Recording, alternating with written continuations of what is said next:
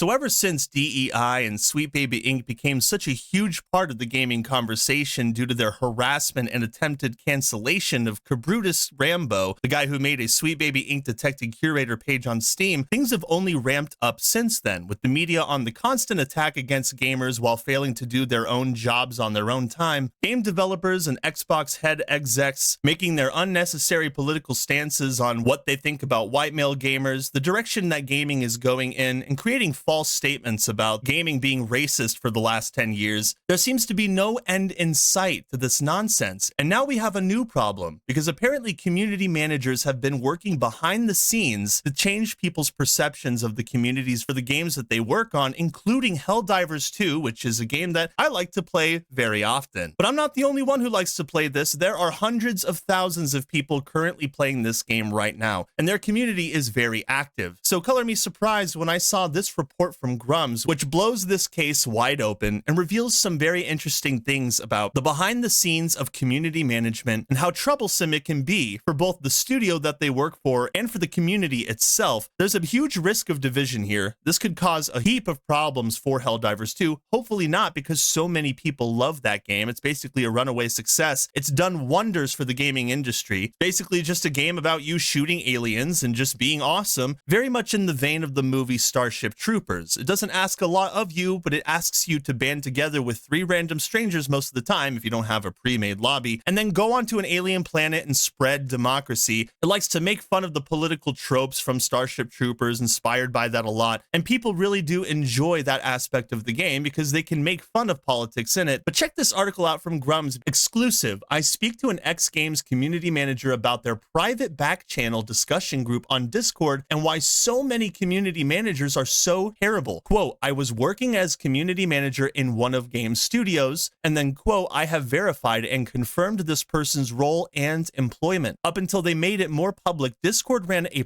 private server for community managers who are also Discord admins. In the privacy of this server, community managers would openly discuss and coordinate with each other. As you would expect, it was rampant with DEI. So there are 2 things I want to touch upon in the first part of this huge post here. 1, why are Discord admins creating private servers for community managers? And 2, I actually believe this because back in 21, when I was still into cryptocurrency, and I know that sounds really insane, but I used to moderate for the Safe Moon Discord, and they usually had about 1,000 people saying something every 2 minutes or so, and chat was really hard to keep up with. But during my time moderating for SafeMoon, I learned that not only are community managers from different cryptocurrencies in constant conversation with each other in order to dictate the direction that cryptocurrencies go in for the masses, they even created their own Discords so that they could do just that. And I not only learned about these, but I also joined one of them. So I can totally believe that this is the kind of thing that happens. But he says this was an industry-only Discord that was operated by Discord community staff and had multiple community managers from different parts of the world and different companies participating in discussions. So that SafeMoon thing I discussed, this is like that, but apparently 10 times worse, because it goes all the way to the top of Discord, where these people are coordinating conversation about community management for their games. And it's very interesting, of course, that DEI is such a huge part of the conversation. From my interactions, I can tell you that a lot of community staff from multiple different gaming studios lean heavily to be pro-DEI. When I asked why community managers seem rife with political DEI,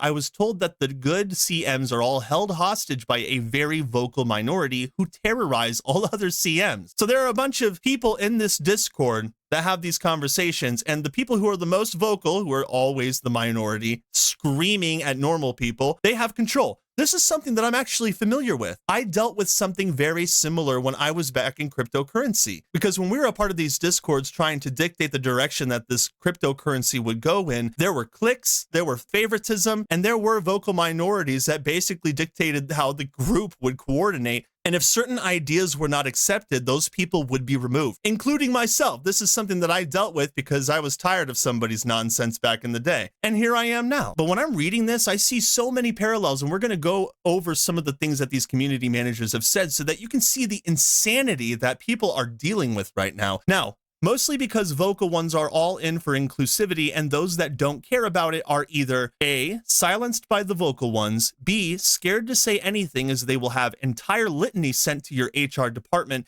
and C, don't want to bother with online arguments. And this is the kind of thing that happens. If you're not tribalistic with these people, especially when it comes to these private discords where anything that you say can be recorded and used against you later, this thing is a huge problem and it exists. And it's something that I have personally dealt with. Silence is also not enough. If you are silent, you are complicit and will be smeared in the industry as a bigot. So no wonder these guys are feeling so pressured and don't want to come out and talk about it publicly, because this stuff is insane. I mean, these people can not only have their reputation smeared by these people in public, but they can also be alienated and pushed out if they express how much they disagree way too often. Quote, that being said, vocal ones like to use argument that you have to create inclusive community to include anyone. So you have to push for those goals. Otherwise, you have only active bigots. And of course, you know what kind of people call other people bigots? It's usually the ones who are bigots themselves. The Discord channel has since moved off of Discord into other private messaging, but the message is clear. As a community manager in games, you must spread DEI or you will be terrorized, excommunicated, and canceled. So if you're not for diversity, equity, and inclusion in these private Discords, you are out. But you being out is not enough. They have to smear you as well. Game companies must stop this. They must let their employees operate safely without fear, and to stop the insanity of attacking their own customers, it's killing their sales. So if you take a look at some of these pictures, this is the Katie community manager for Compulsion Games. That was one that made a huge splash. One of my biggest videos talks about this. I'm happy and proud to announce that I've joined the amazing team at Compulsion Games. Then she goes on later to say, honestly, I hate gamers. And then she also says that Asians are white adjacent. A whole bunch of racism from a community manager that ran into hiding, protected her tweets, and retweets a bunch of DEI events on Compulsion Games' Twitter page now, without actually having any kind of conversation with anybody outside of her echo chamber. But it only gets worse from here. If I don't report fairly, Grum says, or omit facts, I would just be Kotaku. Ooh, burn. This really sucks. So we, everyone on my feed, are now looking into Helldivers community manager, and I'm getting sent stuff I will present without comment. So it's kind of hard to see. If you click on the image itself, it gets smaller. So I'll just read it to you. Now, these are posts from 2023, 2020, and then more recently once this person was discovered. But this is basically the community manager of Helldivers 2, Catherine Baskin. Now, I do not condone harassment, so please do not go and harass any of these people that I mentioned. Just be aware of who they are. As many of you have said in my comments before, vote with your wallet, not with your words. But here's something that Catherine Baskin said in the past. This was back in March 31st, 2023. I also don't like the terms casual and hardcore because they come with the implication that skill equals passion. These words are something gamers cling to, but they are being rendered meaningless as games become more accessible, inclusive, and experimental. She says in 2020 that she's not talking much because it's not her turn to talk. It's time for Black people to be heard and for white people to listen. Yes, she is white, so this is ridiculous. I want to continue to do everything I can to help, including passing the mic. She said, I'm so tired of games focusing on parent-child narratives, period, let alone male-centric ones. There are other relationships worth exploring in games. So parent-child narratives, she's tired of those. She doesn't like those. She especially does not like male-centric ones, which is something that gaming is heavily catered to. Male gamers, they're male-centric. And she says, you know what? I like games with female stories. I like women. I'd like to see more women do things in games that aren't motivated entirely by men. Evil, horrible male gamers. It's why Jesse from Control Remedy is great and has a sibling story. I love game siblings. Yeah, so do we, except for Borderlands 3, the Calypso twins. Yeah, not always told so well. But, you know, it's really interesting that sibling stories are something that DEI operatives, including the people who wrote Borderlands 3, love to parrot. Now, this is the tweet that not only has insanely damaged the perception that people have of Helldivers 2 now, but has garnered the attention of gamers across the board. Plus, Helldivers is pretty woke, dog. Game was made by a lot of LGBTQ and brown people and Black people and women, and it's a big satire of jingoism. It amuses me that they don't know Super Earth is bad. It also explains a lot about the world at present. So this is a community manager. Now, a community manager, what do? Well, they're supposed to talk about the game. They're supposed to engage with the community, share feedback of what gamers think about the game with the people that they work for. They're basically the middleman between the developers and the gamers. They're supposed to communicate thoroughly. They're supposed to leave politics out of the conversation completely in order to create a positive perception about the game. But that's not what is being done here. What I'm seeing this community manager do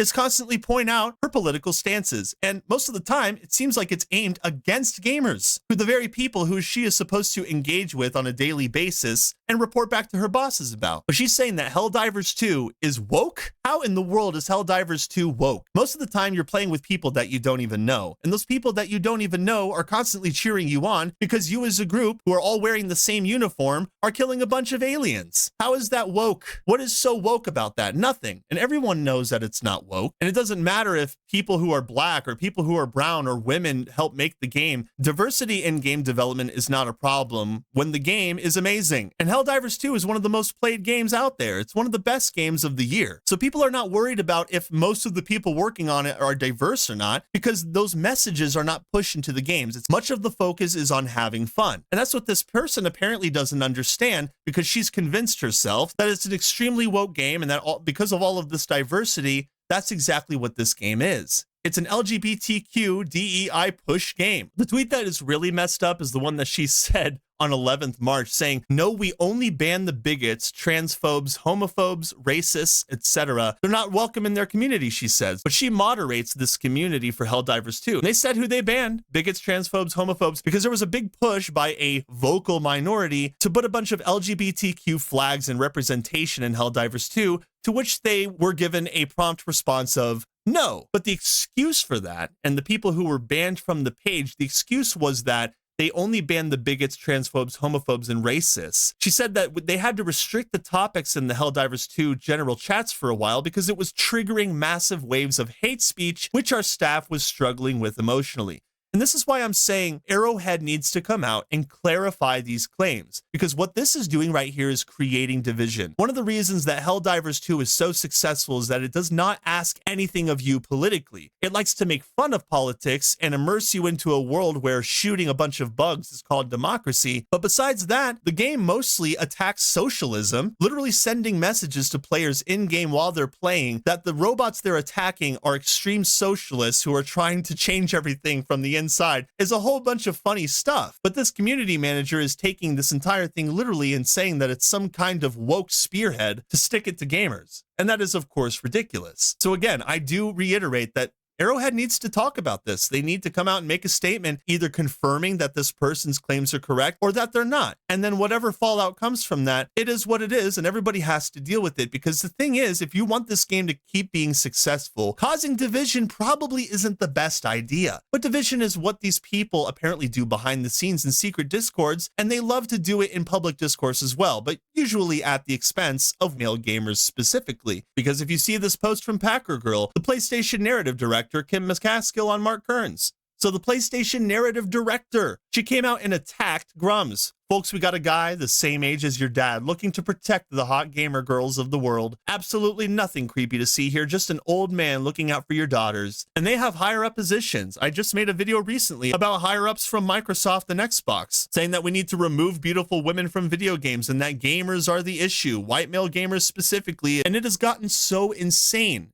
I mean, I never realized how big of a problem this was. These people just insult him. They insult his appearance, his age, the fact that he's a man, and it stems not only just from one game development company, gaming studio, or organization, but it also comes from the very people who work on the newest games, like Star Wars games, for example. Because here's a post from Kooks. Here's another woke community manager that I found yesterday, working on Star Wars Outlaws and Avatar Frontiers of Pandora, with her LinkedIn page where she wrote down all of her responsibilities, confirms everything Grums just stated. Shauna Jones, community manager at Ubisoft, Star Wars Outlaws. It's always Ubisoft, isn't it? So this is the community manager of Ubisoft. Yeah, that's kind of a big deal. But, you know, if you do go to her page, what happens? These posts are protected. What a big shocker. This is something that we've all seen time and time again when you try to push back on these people's crazy ideas. Crazy ideas touted by Sweet Baby Inc. Crazy ideas are all these people have to offer. Game development, they couldn't be bothered to do any of that, which is why most of the people who push these ideas have resigned themselves to community management positions or as diversity hires for gaming consultancy agencies like Sweet Baby Inc. For example, another post from Packer Girl, because she's always on point, Sweet Baby Inc. producer Maria and Cold Iron Studio environment artist Adrian Campos admit they got into the game industry. They had a diversity hire that said racially ambiguous of the brown variety, and I fit the bill. To which Maria said same. So these people that are being hired for these positions, they're not being hired because of their merit. They're not being hired because of their skills in game development. They're being hired because they can shift the narrative, which is something that we've seen on multiple websites for gaming consultancy agencies whose goals are to change the perception people have of gaming. I mean, apparently have changed the perception that people have of white male gamers, because that is something that is constantly pushed against on these websites. And that is something that a lot of these community managers also parrot, like the Compulsion Games community manager who has her post protected, or the Ubisoft community manager who has her post protected. But on her LinkedIn, it says content creation across Adobe Premiere, Discord engagement, build and develop relationships. How do you build relationships when you're causing division? Reporting on community sentiment, highlighting weak signals, researching industry related topics, reacting, engaging, and replying. But apparently by replying, I guess she thinks that that means attacking people, saying, please don't tell me gender isn't an issue in the game industry when you are a white male. Diversity in general is an issue in the industry. I guess as a white male who is always represented, it's easier to not know or see the misrepresentation in studios. So she's saying white male gamers are stupid. They don't understand games like I do because I'm an awesome community manager that divides the community I engage with. And I even had a run-in with one of these community managers myself, Liana Rupert, who was apparently the Destiny 2 community manager. Got into it with Endymion yesterday. I actually had a couple of responses from this person on my own post simply because I said got him on Endymion's response, because one of the claims from this community manager was that she was being harassed, sent death threat emails on her own website. But when people started to call it out and actually try to create emails in the same vein to see if she was telling the truth or not, it turned out that anybody could have sent that email from literally anywhere. But the problem was that the blame was put onto male gamers that are against DEI. That was what this bad email was categorized under.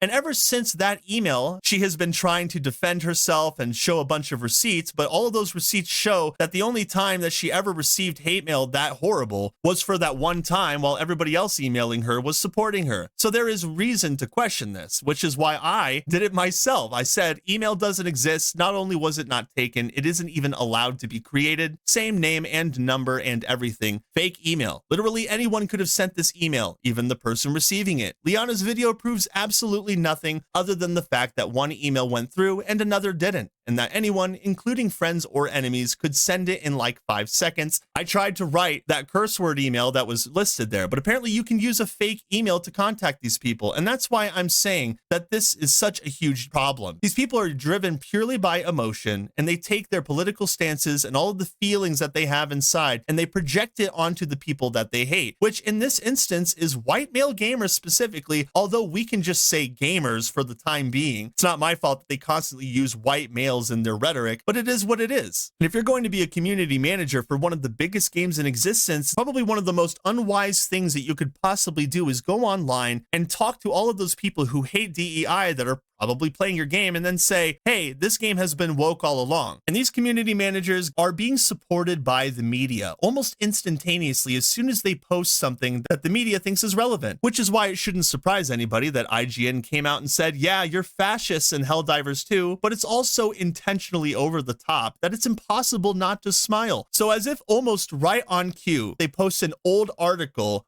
in this post, this brand new post from just the other day, because their review was back in February or something. So they post that and then put that quote right above it. And this comes directly after the backlash begins with the community manager. The rhetoric that this lady is using is going to cause massive problems for the game. It already has, because moderators for the Steam page of Helldivers 2 are having to delete posts from people constantly questioning if what the Helldivers 2 community manager said is true. And if it is true, they're probably going to lose a lot of players. I'm not saying that they're going to lose all of them, because one of the biggest things about the game that people enjoy is the anonymity of the people they're playing with, but the damage could be irreparable the longer that Arrowhead waits to say something about it. I do think that engaging with the community and providing a solid stance on this argument would be wise for the company, because they have been seeing a lot of success. And I would hate, as a player of the game, to see that success dwindle because of their inaction. And most of these problems revolve around people's inaction. If people were to step up, more truth will come out, and then people can vote with their wallets. It's not the end-all be-all strategy, but it is definitely one that gamers in general can easily access. And if that's the case, then they have more power than they realize. And these community managers who are going into Discords trying to shift the perception of gaming, they believe that they have the power over gamers. And in some ways they do, because they are the mouthpieces for these companies. And if these companies aren't going to say things themselves, these community managers can indeed shift the perception that people have of the game. DEI is a sensitive subject right now, and a lot of gamers are paying attention, more so than they have ever paid attention before. And that's why they've called out IGN, and they're not supporting their stupid article. Even I thought, as per my tweet down here, that the timing of the article post was wild, because it comes directly after this nonsense with the community manager for Helldivers 2. And it's really important that people pay close attention, because when you do, you will discover things that you never thought were possible. And I do believe that those things we uncover will help us all to make an informed decision in the end. And that is all I've got for you guys today. I hope you guys enjoyed this video. If you haven't had the chance to like it and share it with your friends, that would be awesome. And hey, if you're feeling ultra spicy, consider subscribing to my channel so that you're always up to date on what kind of thing I've got going on. I look forward to seeing you all in the next one. Later. Meow, meow.